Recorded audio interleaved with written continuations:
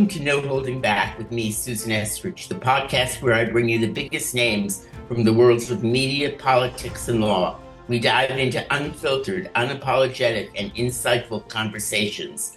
I speak my mind and I encourage my guests to do the same. No topic is off limits as we dive into the issues that shape our world.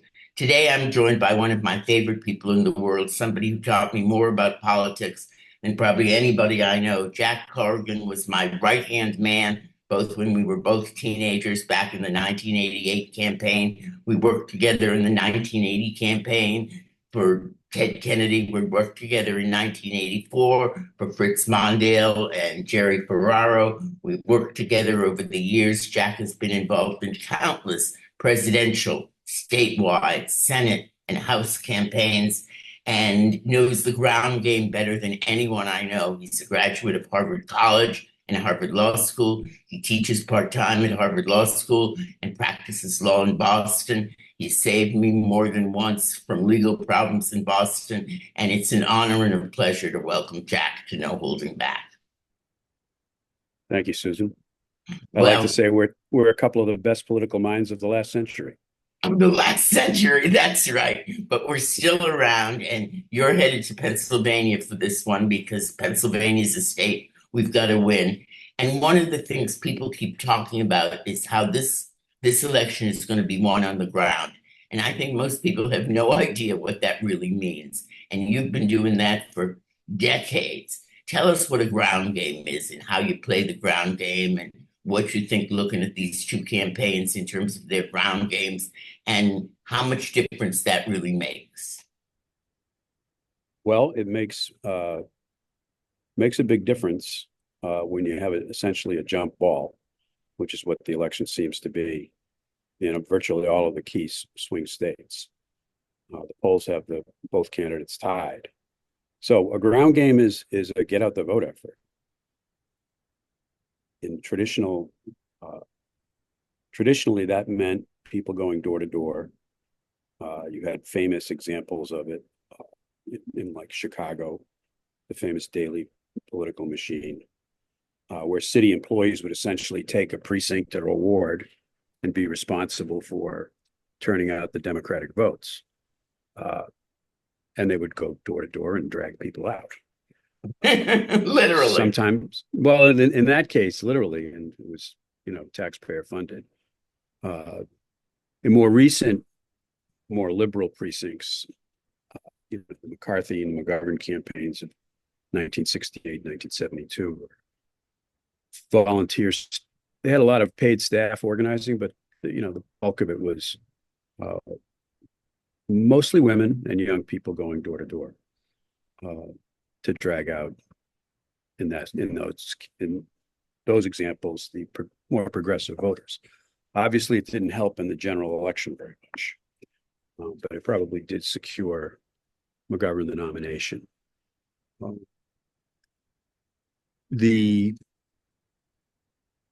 Frankly, the volunteer levels of participation dropped off somewhat after the 1970s, in part because women went into the workforce and they were no longer available. Yeah, they were no longer available to be exploited by political campaigns for no wages. And campaign finance reform meant that campaigns spent a lot more of their time raising money and a lot less of their resources on field assets, which would be, in those days, offices, literature, vote, door hanger reminders to vote, and staff. So more and more campaign budgets got eaten up by television, right?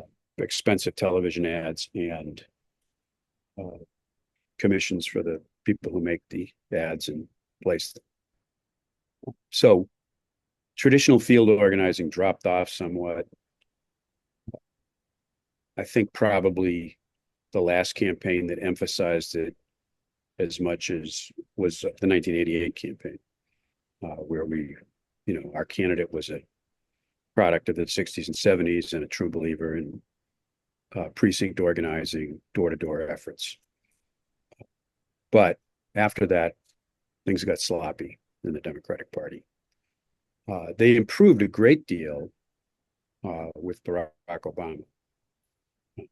His 2008 campaign, I think, was the best,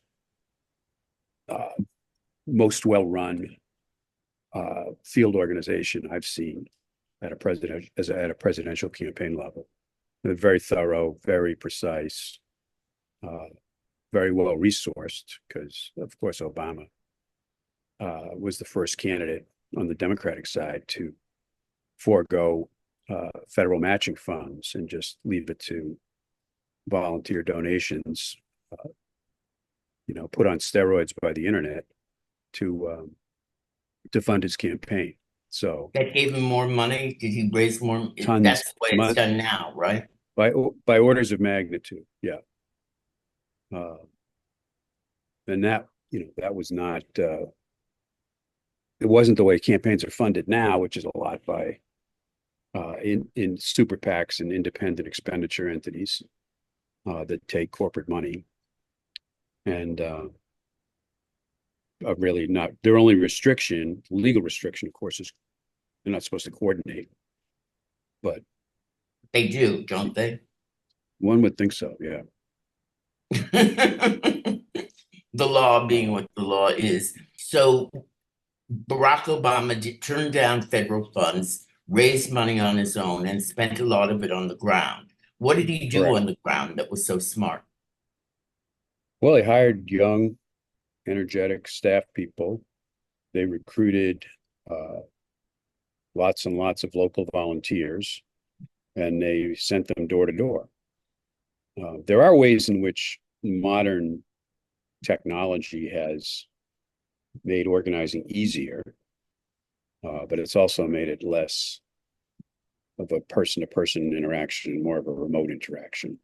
So a text message, for example.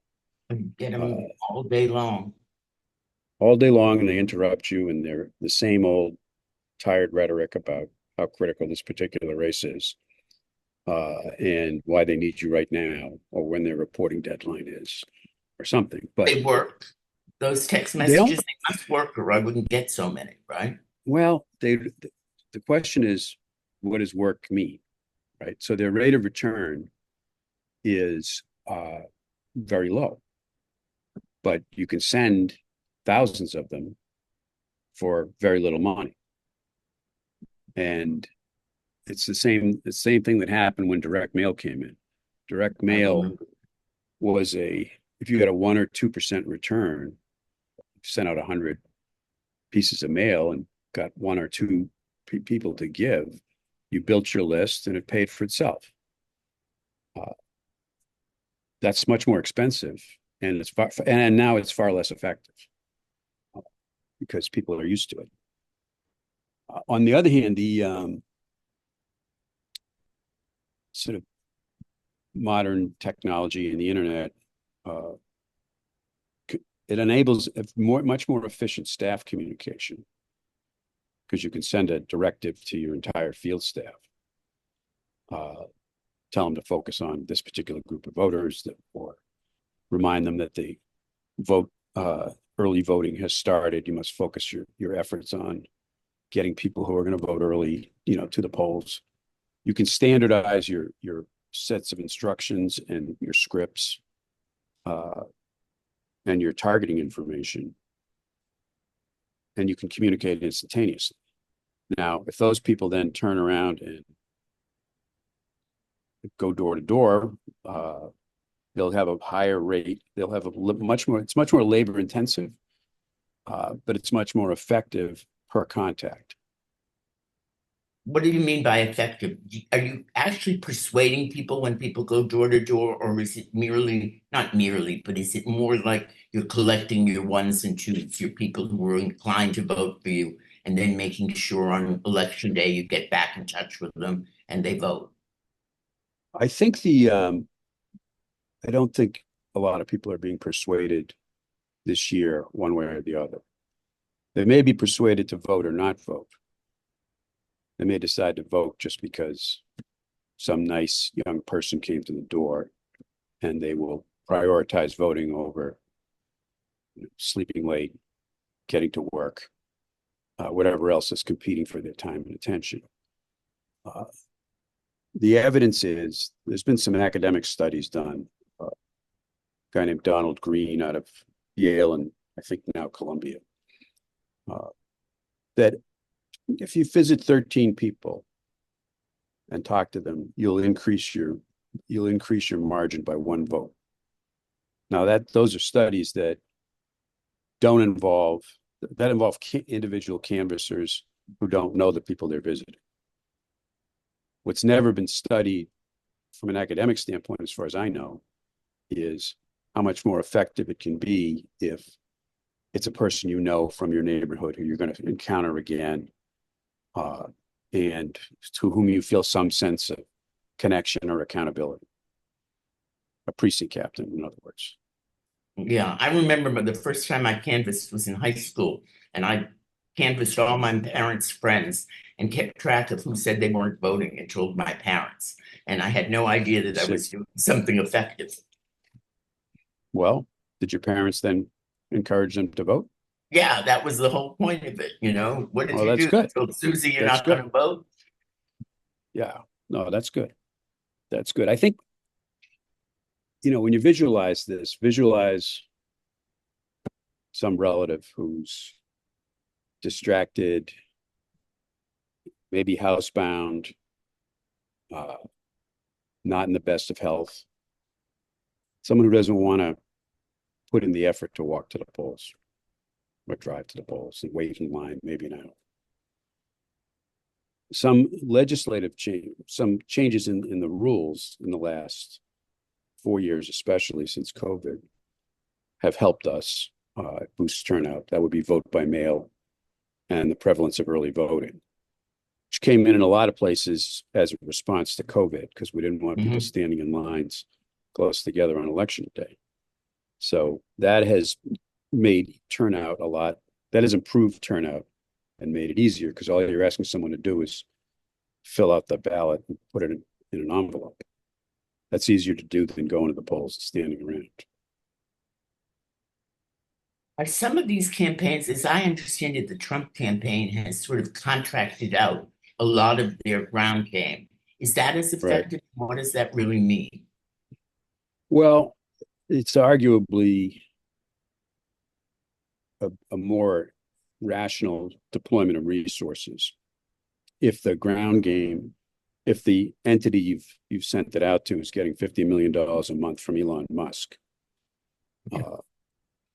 they could spend that more intelligent. They don't worry as much about the efficiency of the dollar as they might if it's the campaign's own account and, they've got to buy TV ads or they think they have to buy TV ads. On the other hand, you lose some control and you lose some accountability. I've seen reports of dissatisfaction with the Trump campaign's contracting out practices. Yeah, so have I. What do those mean? What are they dissatisfied? Are they not following? They don't think they think not working for the campaign. What are they doing wrong? Well, if this is a business for some people, so making commercials, hiring paid canvassers, earlier in the campaign, signature collection. There's a VIG involved to take you back to your early days in Lynn. The VIG is the percentage you had to pay the bookie. So somebody's skimming off the top for their profit margin and their source of income. And maybe they're doing a lot of that if it's all farmed out to Elon Musk and nobody's really watching how the money's getting spent. Are they doing a lot of that, Jack? What do you think? I read that they're doing a lot of it, and I don't see evidence. I don't see external evidence of a lot of a Trump field presence, but I'm in Massachusetts, so. You're not going to feel, that's like being in California. You never see an ad. All you see is when they come through with the Hoover vacuum cleaner to clean up some money. Kamala Harris is there for a few hours. Yeah, there's that. But we do get New Hampshire. We do get the New Hampshire ads. And there's a competitive governor's race in New Hampshire. And it's theoretically, it's getting less competitive if you believe the polls. But it was on the swing state list for a while in terms of the presidential race. Is it now off the swing state list and in the Democratic column? Well, I'm always reluctant to characterize something like that, but Harris has an 11-point lead in the latest poll I saw. And some Trump campaign spokesperson, someone who had a title in the Trump campaign, said that the Trump campaign had written it off, and that person was then fired. So probably for telling the truth. Probably for telling the truth. That's right. But, one of the things that struck me about this race, and I follow Jack's commentary on Facebook, he's the smartest person writing about politics on Facebook, as far as I can tell, is that this should not be such a close race if you look at it in terms of the way Trump has, gone off the deep end lately. And yet it's a toss-up race in all these states. Why is that? I think that's a very good question. When Trump gets convicted of multiple felonies, the polls don't change. Trump has a very bad debate performance, the polls don't change. I just don't think there's a lot of people who were voting for Trump who are going to be deterred by misconduct on his part. I don't know. I know maybe two people like that. Yeah, who want to vote for Trump but are embarrassed by him. But I don't I think it's very, very tribal and very divided, and it's really just then it's going to come down to turnout. So does Which that mean campaign Trump does a is better going to job of getting people overperform? to the polls in the key states? Well, Is Trump historically he overperform his polls? Historically he has. Hillary Clinton, I was in Pennsylvania in 2016. Hillary Clinton had a 6-point lead. She lost. Now, was that because people lied about voting for Trump, or was it because Trump voters were more motivated to come out? What do you think? The one difference that could help is a lot of the motivation in 2016 was antipathy towards the Clintons and towards Hillary Clinton.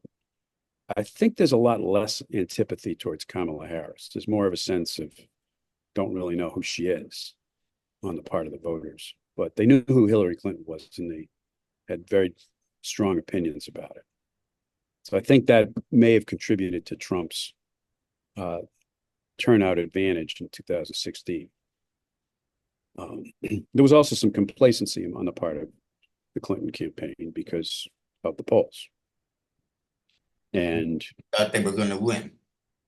Yeah, and they didn't think they were talking about realignment and mandates and expanding the map into states that we didn't belong in. So from a practical standpoint. So do you think Kamala Harris isn't making that mistake? I mean, they kept talking about expanding the map, but I keep worrying about Pennsylvania. I think they're worrying about Pennsylvania. They're spending a lot of time there. They've got a lot of campaign offices. They've got a lot of staff there. I don't think she has the huge, intense negative that Hillary had. And then I'm not suggesting that was fair to Hillary in any way. It's just a function of having been around for so long, and a lot of a buildup, if you will. You don't have that buildup of negative with Kamala Harris. You also don't have much time. So, and a factor in the effectiveness of a field organization is time. Obama had a year and a half and a lot of enthusiasm and a lot of money. Kamala Harris has been launched into this rather suddenly. And it's a different dynamic than with Biden, I think. How so? Well, look, I mean, as I've expressed, I think to you privately, I think Biden's done a great job. Yeah. He's been a very effective president. He's also demonstrating that he's quite old. Yeah. So the dynamic after the first debate with the Biden-Trump debate, when there was a lot of concern in the party about whether Biden was up to it, I think that tension built up, anxiety built up.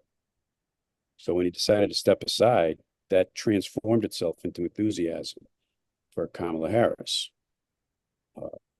Really, because it was a relief. Mm-hmm. That we weren't gonna have to deal with the fact whether or not Biden was going to have a repeat performance in the second debate or do something else, calling into question Or his fall or cognition. mutter or Yeah, stumble or yeah. do anything that made him seem old. So there's a lot more enthusiasm, there's a lot more hope and optimism. And it needs to translate into action. Is it translating into action? Do you see, or do you, I mean, you keep I in touch see with Pennsylvania, obviously. Do you see I it on see a the lot of ground? people. I see a lot. I'm not on the ground in Pennsylvania, so I don't know. But I do. Yeah, I do see people are working, uh, and I see people working around here. Trying to get involved in other states, writing postcards to Georgia, canvassing in New Hampshire on the weekends, uh, trying to figure out. Some people have decamped to North Carolina and set up shop there. So yeah, there's a It's a lot of people difference, who are trying right? to help. There's a lot of people who are trying to help. On the other hand, it's the campaign, as you know, if you're on the receiving end of these things, you're uh, drinking from a fire hose understates the level of incoming you've got to deal with. That it's difficult to plan ahead and absorb the energy, mobilize it, and get people back out and working productively. How It's do just they because of work a lack of time. productively? What does that mean? Is they're working the right neighborhood? They're keeping track of the ones and twos. They're ones and twos mean those leaning towards you or committed to you. Yeah, You're getting to these young people. I don't know. Every campaign I've you been want involved with has had somebody in charge of young people and it's failed. So are they doing better this time? well, they're not. I think they're doing as well as they can, operating in a short time frame. So, suppose somebody wants to get hired, well, they've got to get interviewed, then they've got to check the references, then they've got to put them on the payroll, then they've got to send them to a state. That all takes several days, and those are days that they're valuable. That's valuable time. How many people are working for Kamala Harris, you figure right now, working on a payroll as opposed to volunteers? They claim over 2,200 paid staff and 328 offices in the 7 swing states. Is that a lot? I mean, how is somebody listening to judge that? What does that compare to like what Trump has For 7 going? states, that's a lot more than Trump in terms of people on the payroll. They're all they're not all 22 years old, but a lot of them are. So We used to call them corn stalkers in Iowa because they get paid $10 a day. I gather they get paid more than that these days, right? they do get paid a little more than that. Some of them, I don't know if the Trump campaign, the Harris campaign is unionized, but it's been a problematic trend in recent years. Campaigns getting unionized. I think that's Yeah, amazing. that's, I Or would the think the labor minimum wage movement, for going door to door.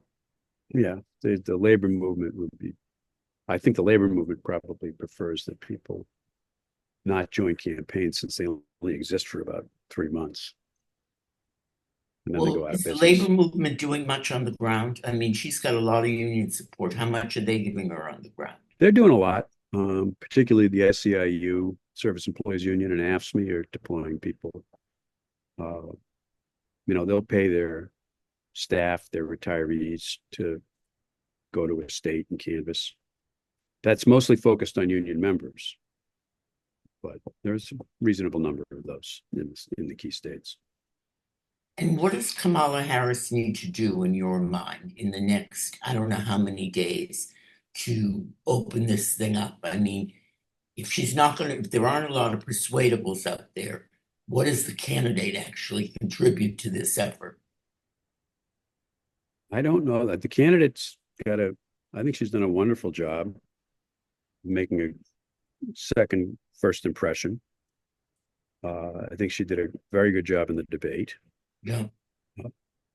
So what that does, that and her campaigning on the stump reinforces people's sense of, okay, she'll be okay. She's trying hard. It communicates. I mean, I think you saw this back in 1988, when Dukakis would fight back, he'd go up a point or two in the polls because people saw that he was standing up for himself. That led them to believe he would stand up for them. I don't think anybody thinks, and no one doubts that about Kamala Harris right now, but it's important to constantly reinforce it.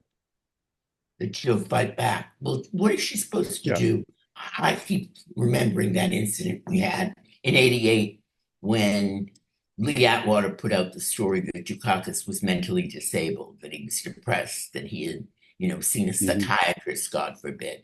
And it hurt a lot, even though it wasn't true at all.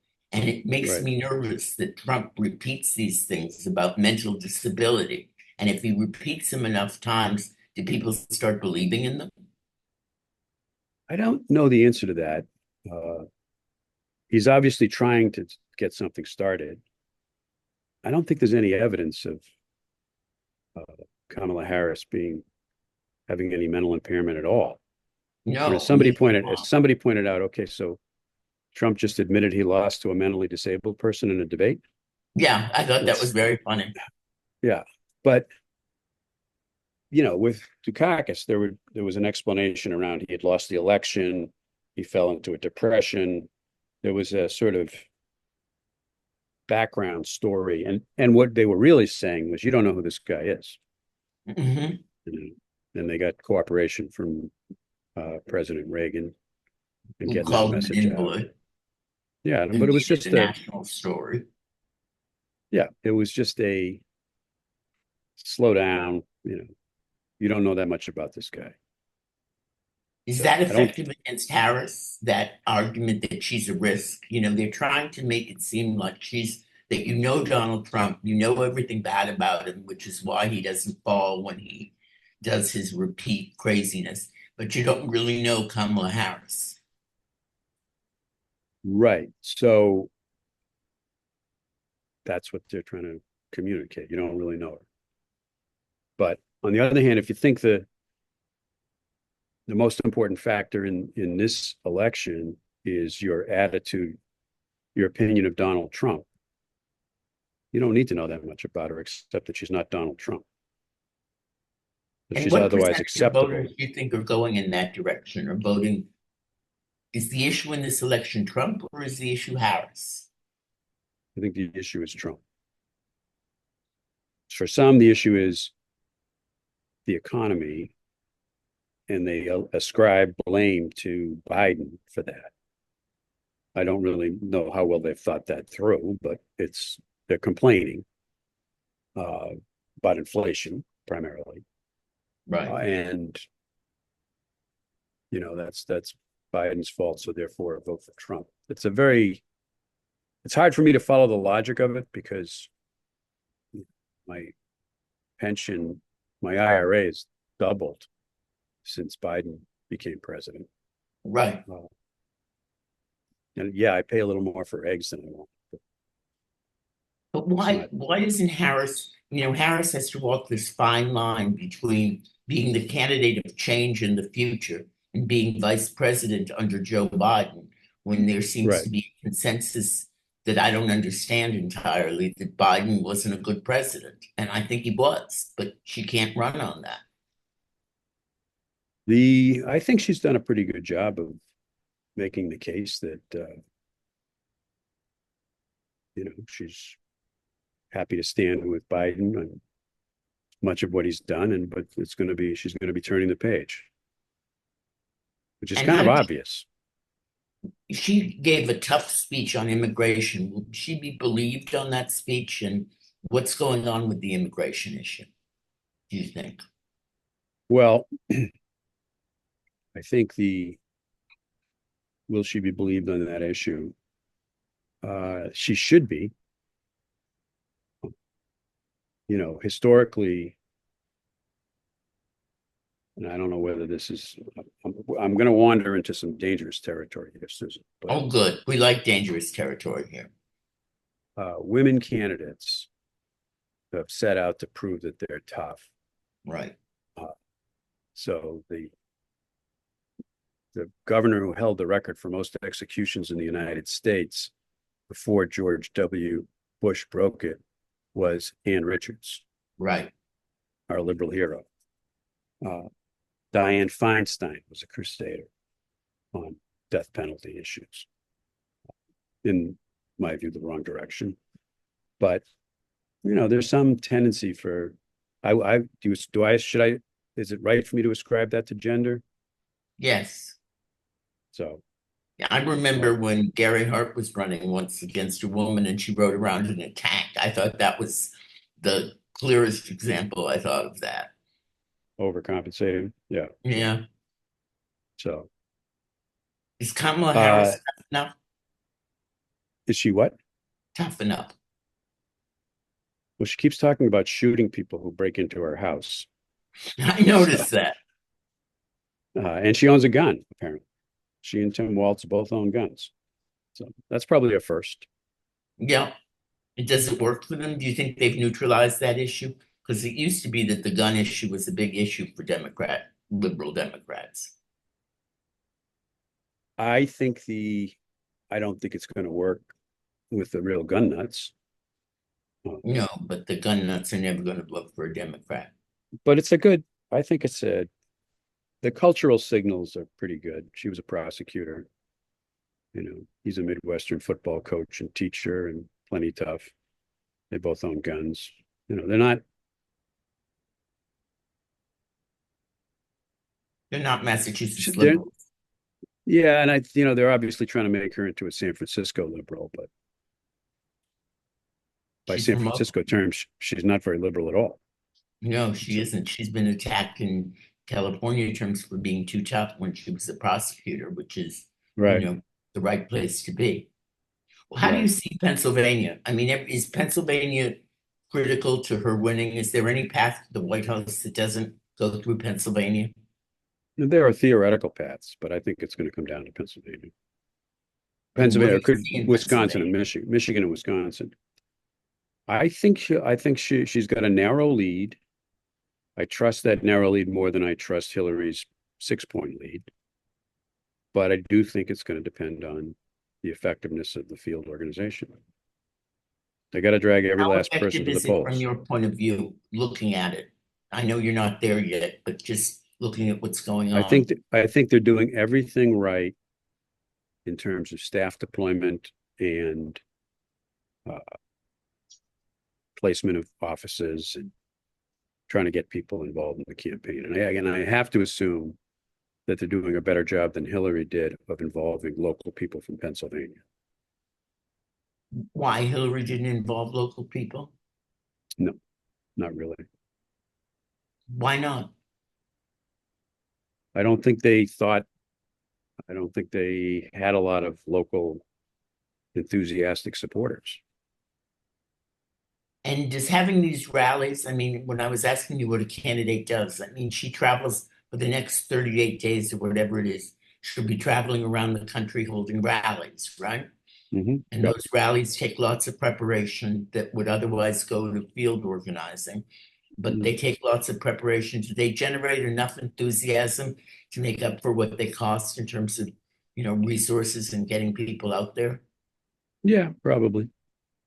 In terms of, yeah, it's look, it's another method of communication, right? If the message is vote early, uh, vote for me, don't vote for him, you just got it's particularly with vote by mail and early voting. I think the rallies are enormously helpful. And her audience Maybe is not as helpful as Taylor bigger than Swift Trump. sending out a, maybe not as helpful as Taylor Swift sending out a tweet, but they're very helpful. Does Taylor Swift help? Does that bring in young voters? I mean, it looked like the day she endorsed, the websites were alive with young voters registering, but is that real? Yeah, I think it helps. No, I think it's real. She first did this in a Tennessee Senate race, I think in 2018, and Mhm. something like 40,000 people voted, registered to vote in response to her tweet. That's a lot. That's a lot of people Yeah. in Tennessee. What do you see in, we're running out of time, but what do you see in the House and Senate? What do you see going on there? Well, it's always difficult to predict the House. It just is. I hear people from districts who are absolutely certain that something is not going to happen, and then it happens. Why is That's been the that? pat. Because there's a wave effect, I think. The example I would give to you is, I think in 2006, Democrats took over the House, if I have the year right. And I was giving some advice to the DCCC on several congressional districts around Philadelphia. The closest race in the country was Lois Murphy in 2004. And she was one of the suburban districts. She had best organized campaign. She had the strong support of Ed Rendell, who was governor at the time. Yeah. And the three districts next to her, one was Joe Sestak, Mhm. you will recall. Yeah. He had a horribly organized campaign. And I went out and talked to his campaign manager, and we went over the program, and they didn't do anything I said. He won by 18 points, and Lois Murphy lost. And two other people who were veterans won, Patrick Murphy and a guy named Chris Carney. But that year it turned out that there was a bit of a Democratic wave and a bit of a wave for veterans.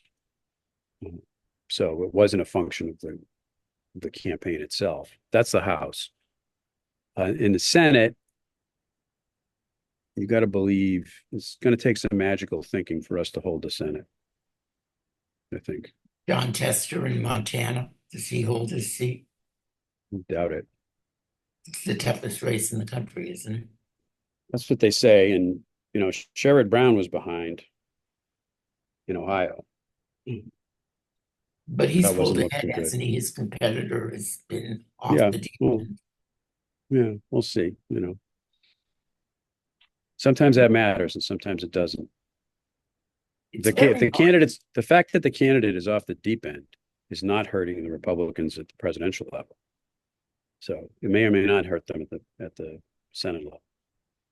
What has happened with this normalization of the things? I mean, candidates I worked for would never have said the things that Donald Trump says and gets away with. It's just, is it our tolerance has shifted, our willingness to put up with, bad behavior has shifted? I mean, Nixon resigned in circumstances that Right. make Donald Trump look like a choir boy. Make Nixon look like a choir boy.